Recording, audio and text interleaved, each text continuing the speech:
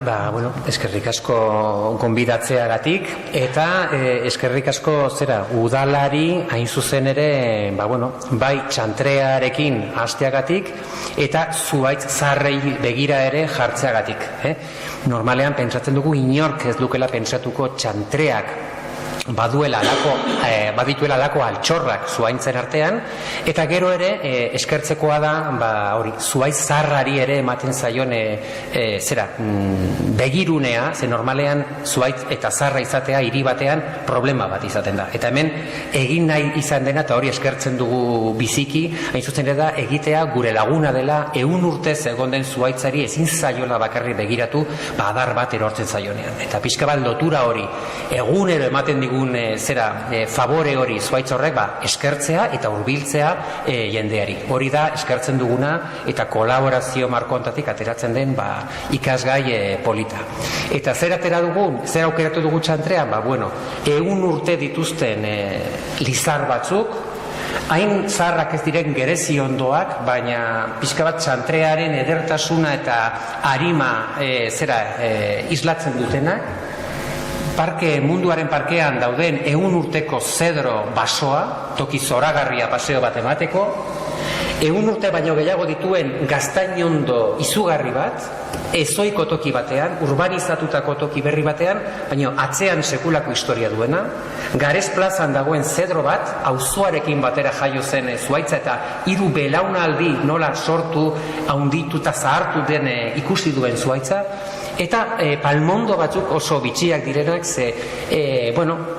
tokiz kanpoa daude, alako palmera zoragarriak txantrean, baina gero ere pixkat ematen digute txantrea basati izandako garaien berri ematen digutena. Landatu egin baitziren kotxeak ez aparkatzeko justu pareten aurrean. Horregatik aukeratu dira txantreako 6 toki diferentatik hartutako arbolak eta bakoitzak badu bere historia berezia. Herritarren parte hartzearekin eta bi mailatan, bata da erakunde batzuek bultzatzen dutelako iniziatiba hori, gu gure gain hartzen dugu eta bereiekin eta elkar loturik egiten dugu lana, baina beste aldetik prozesu honen protagonista nagusietariko bat, esan dugu bata da zuhaitza eta bestea da pertsonak, hiritarrak, ez? Auzokideak, zeren beraiek izanen dute azken finean, azken hitza esateko zein den zuhaitzik politena edo maitagarriena bere auzoetan. Eskerrik asko.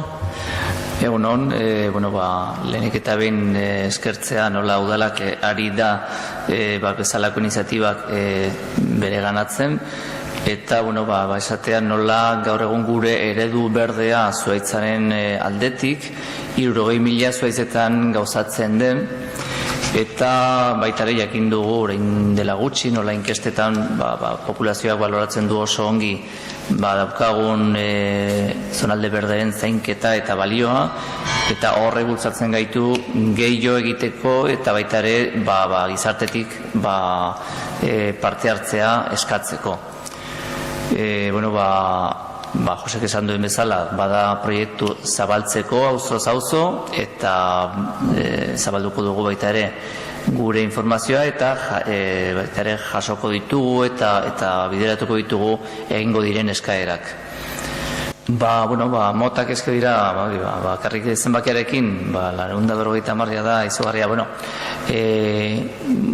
importantenak edo zenbaki honditan esateko izango ziren azer, astigarrak edo hilarrak, baita ere platanondoak noski, koniferen artean zedroak dira nagusi, eta gero lorezko zuhaitzen munduan izango ziren gerezi ondoak, dira ikusgarrienak.